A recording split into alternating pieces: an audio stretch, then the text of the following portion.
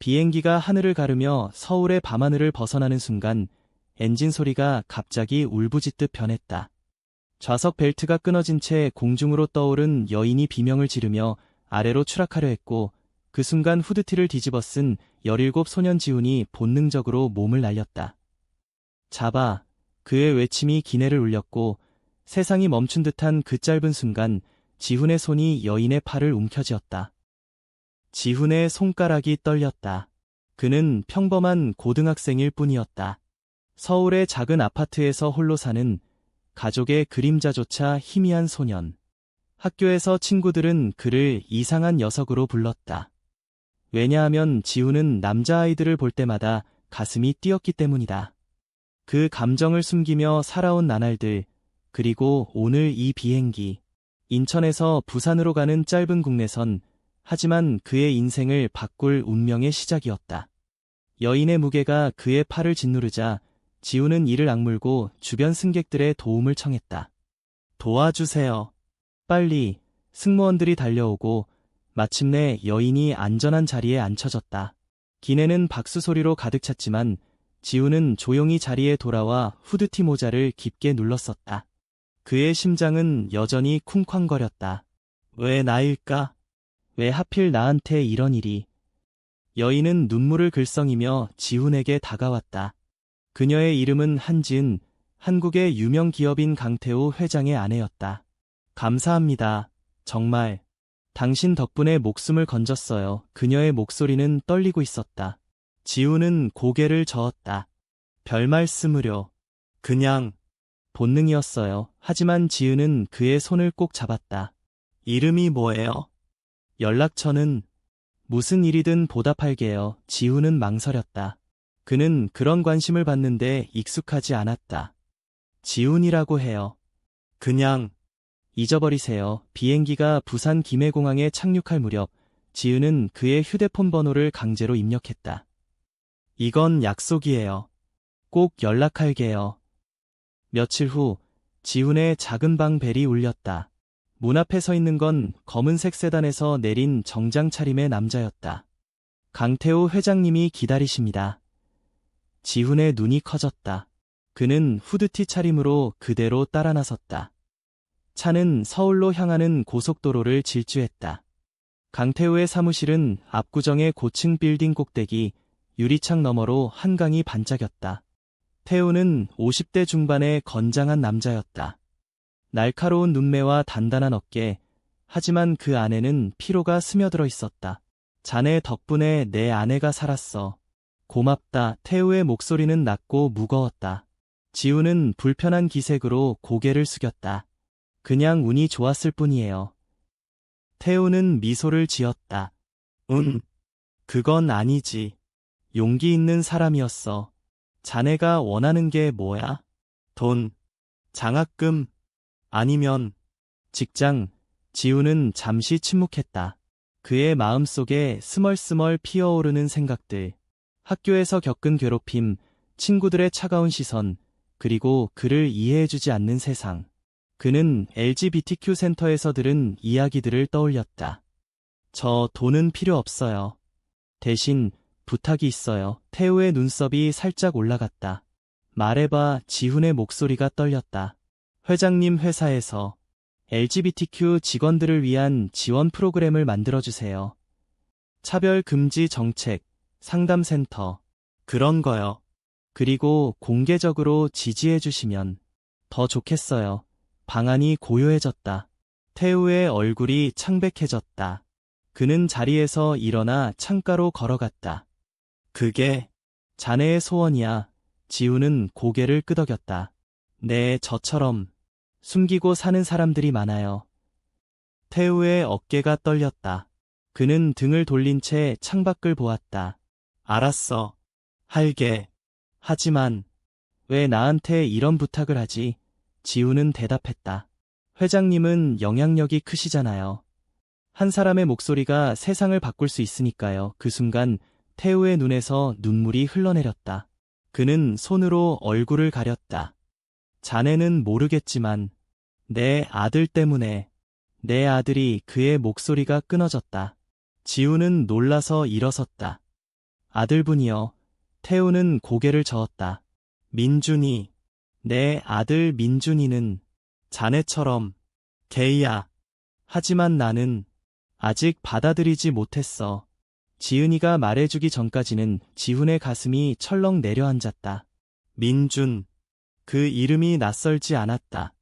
학교에서 본 적 있는 강민준, 같은 학교의 상급생, 항상 멀리서 그를 지켜보던 그 소년. 태우는 눈물을 훔치며 돌아섰다. 자네 부탁, 들어줄게.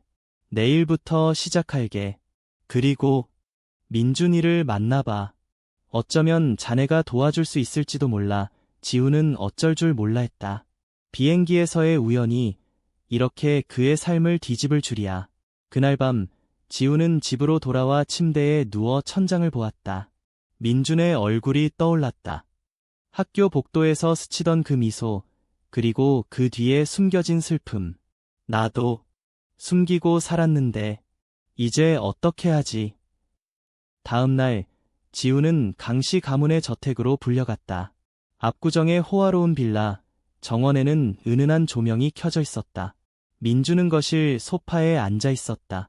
19살의 그는 대학생으로 날카로운 이목구비와 부드러운 갈색 머리카락이 인상적이었다. 하지만 그의 눈은 피곤해 보였다. 아버지가 왜 불렀는지 알아? 민준의 목소리는 차가웠다. 지훈은 후드티 소매를 만지작거렸다. 비행기에서 내 어머니를 구한 사람이야. 민준의 눈이 커졌다. 그게 자네였어? 대화는 어색하게 흘렀다. 민준은 아버지의 결정에 대해 불평했다. LGBTQ 지원? 갑자기 왜? 나 때문에 그런 척하는 거지. 진심이 아니야. 지훈은 조용히 들었다. 아니, 진심일 거야. 어제 내 아버지가 울었어. 민준은 웃었다. 하지만 그 웃음은 쓸쓸했다. 울었대? 그 사람이, 나 때문에 몇 년째 집을 피하던 사람이. 민준의 이야기가 흘러나왔다. 그는 고등학교 때부터 자신의 정체성을 깨달았지만 가족의 기대가 무거웠다. 태우는 완벽한 후계자를 원했고 지은은 조용히 지지했지만 민준은 홀로 고통스러워했다. 학교에서 나도 봤어. 자네를. 민준이 말했다. 지훈의 뺨이 붉어졌다. 봤다고? 응, 항상 혼자였지. 나처럼. 그 순간 두 소년 사이에 무언가 스며들었다. 공감, 그리고 아주 작은 끌림. 하지만 민준은 자리에서 일어났다. 고마워. 어머니 구한 거. 하지만 우리 사이엔 아무것도 없을 거야. 아버지의 속죄쇼일 뿐이니까. 지훈은 저택을 나서며 가슴이 아팠다. 그는 LGBTQ 센터로 향했다. 서울의 작은 공간, 무지개 쉼터. 그곳에서 만난 친구들, 세진과 할인. 세진은 트랜스젠더 청년으로 직장에서의 차별로 고통받고 있었다. 지훈아, 강태우 회장. 그 사람이 진짜 변할까? 할인은 레즈비언으로 연인과의 이별로 상처받아 있었다. 변할 수 있어. 한 사람의 용기가 세상을 바꾸잖아. 지훈은 자신의 이야기를 털어놓았다. 비행기 사건, 태우의 눈물, 그리고 민준. 친구들은 놀랐다. 민준, 그 강민준. 드라마네. 하지만 웃음 뒤에 숨겨진 건 걱정이었다. 조심해. 부유한 집안은 우리 같은 사람들을 장난감처럼 다룰 수 있어. 며칠 후 태우의 회사는 공식 성명을 발표했다. 강그룹, LGBTQ 평등 지원 선언. 뉴스가 서울 전역을 달궜다. 하지만 반발도 컸다. 보수 언론에서 갑작스러운 포퓰리즘이라 비난했고 주주들은 불만을 터뜨렸다. 태우의 사무실은 전화벨 소리로 가득 찼다. 지훈은 TV를 보며 불안했다. 내 부탁 때문에 후회할까? 그날 저녁 민준에게서 문자가 왔다. 오늘 카페로 이야기할 게 있어. 지훈은 후드티를 입고 홍대 거리로 나섰다. 카페는 따뜻한 조명으로 물들어 있었다. 민준은 창가 자리에 앉아 커피를 마시고 있었다. 자네 덕분이야. 아버지가 진심으로 변하려 해. 민준의 눈에 물기가 스쳤다. 하지만 나한테는 아직 미안하다고만 해. 용서할 수 있을까? 두 사람은 밤늦게까지 이야기를 나눴다. 민준의 고백이 이어졌다. 나 자네를 학교에서 봤을 때부터 궁금했어. 왜 그렇게 외로워 보였는지. 지우는 처음으로 자신의 이야기를 꺼냈다. 부모님의 이혼, 홀로 사는 삶, 그리고 남자아이에 대한 감정. 나도 숨기고 살았어. 하지만 이제 조금은 자유로워지고 싶어. 민준의 손이 테이블 위로 다가왔다. 아주 살짝 손끝이 스쳤다. 그 접촉은 전기처럼 둘을 흔들었다. 우리 친구할까? 민준이 속삭였다. 지우는 고개를 끄덕였다. 하지만 그 친구라는 단어 뒤에 숨겨진 감정은 이미 싹트고 있었다. 그러나 평화는 오래가지 않았다. 학교에서 소문이 퍼졌다. 지훈이 강민준이랑 붙었대. 게이 커플, 괴롭힘은 시작되었다.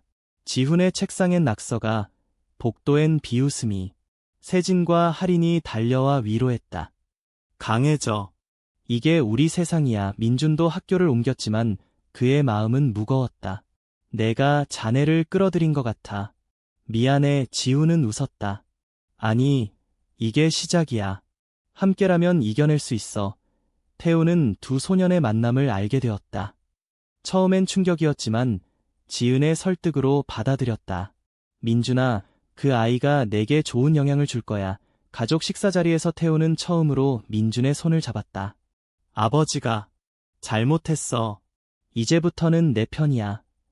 하지만 갈등은 외부에서 왔다. 강그룹의 경쟁사, 보수적인 재벌이 반격했다. 태우의 선언을 이미지 세탁이라 공격하며 내부 스파이를 보냈다. 지우는 우연히 그 사실을 알게 되었다.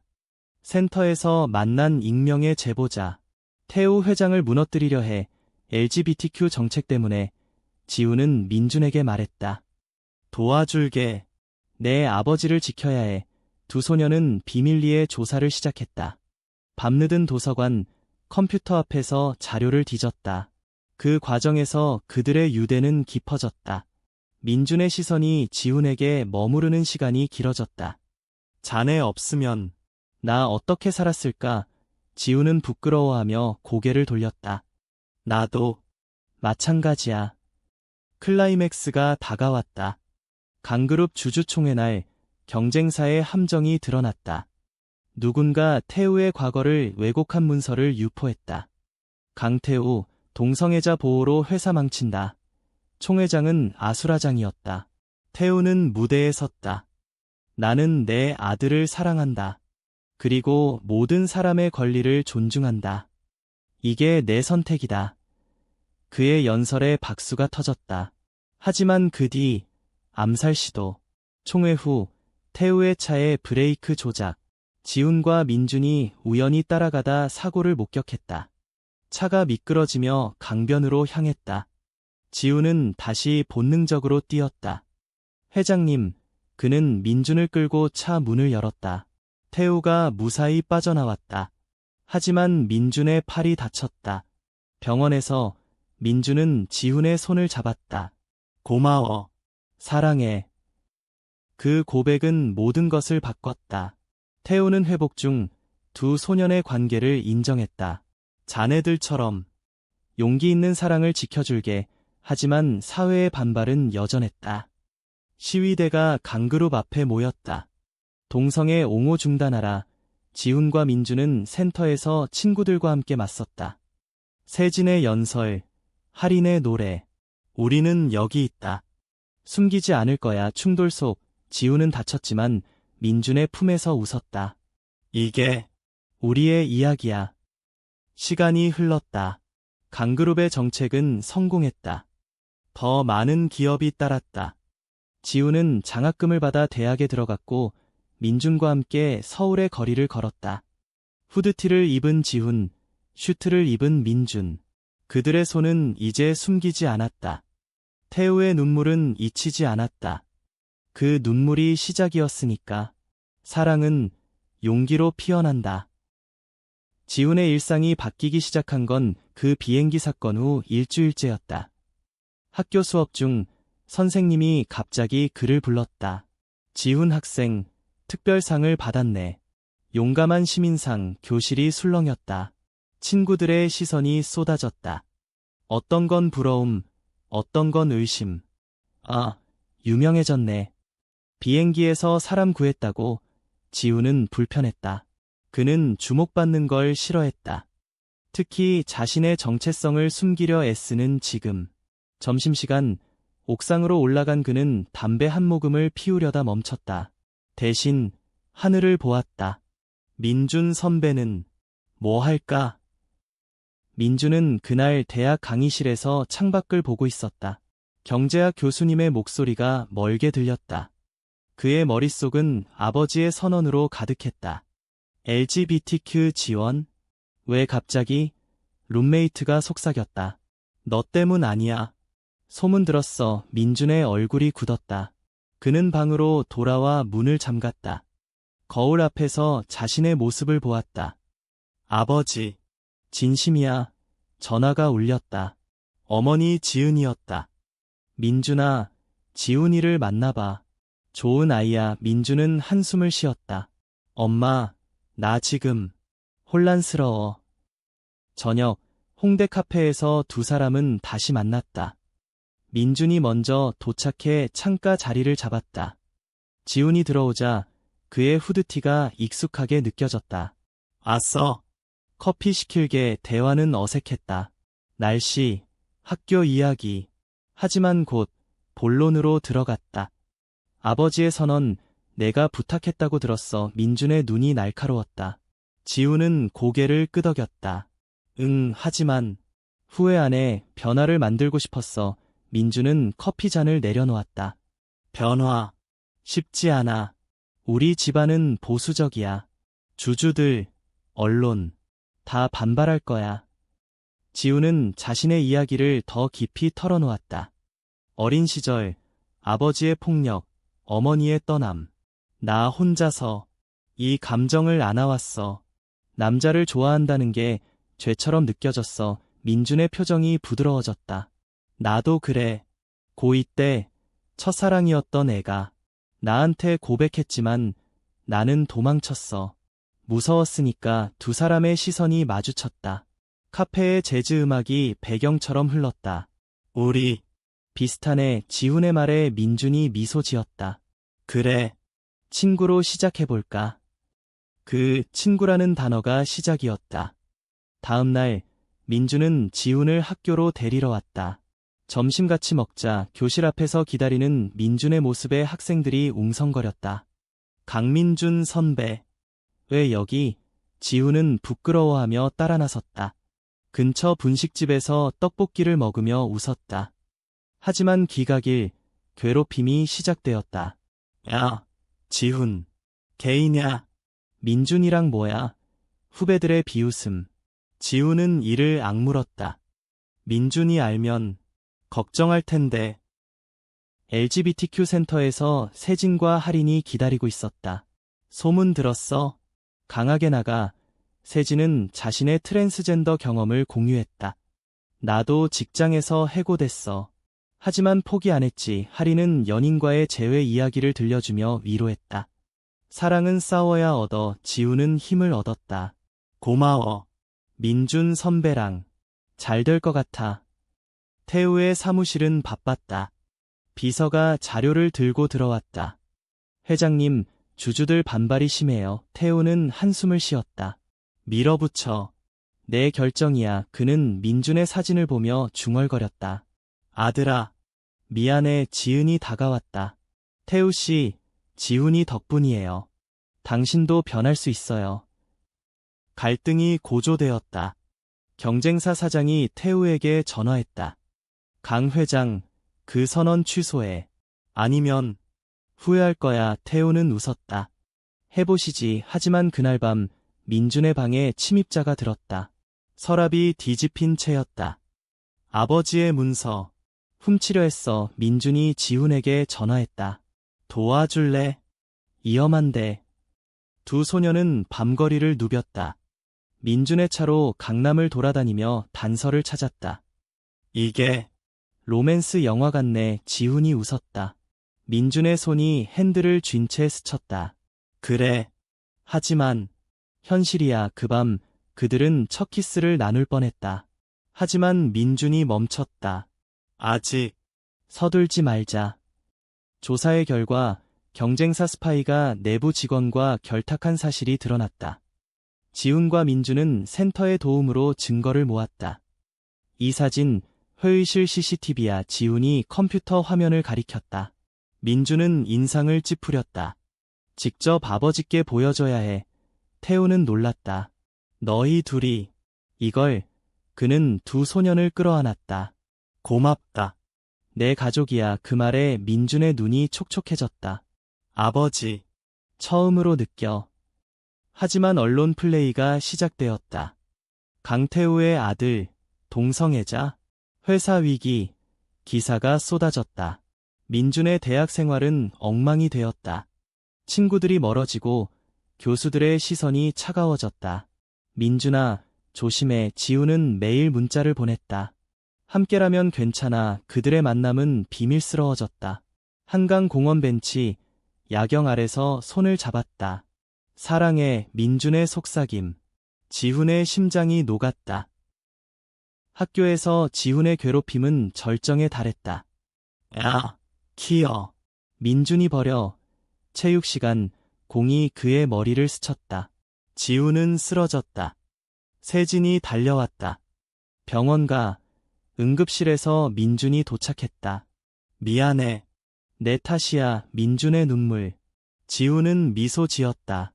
아니, 이게 우리 싸움이야. 태우는 기자회견을 열었다. 내 아들은 자랑스러워. LGBTQ는 자연스러운 사랑이다. 전국이 충격에 빠졌다. 지지 시위가 일어났다. 하지만 위협도 커졌다. 태우의 차에 위협 편지. 포기하라. 지훈은 센터에서 훈련을 받았다. 자기방어 배워. 할인이 가르쳤다. 클라이맥스 직전, 민준의 납치 시도. 밤길에서 검은 벤이 다가왔다. 지훈이 본능적으로 민준을 밀쳤다. 도망쳐. 싸움 끝. 경찰이 도착했다. 병원에서 두 사람은 서로를 안았다. 영원히 함께. 그 고백이 모든 걸 바꿨다. 사회적 압력 속 그들의 사랑은 강해졌다. 태우의 지원으로 센터가 확장되었다. 지훈과 민준은 미래를 꿈꿨다. 결혼하자. 언젠가.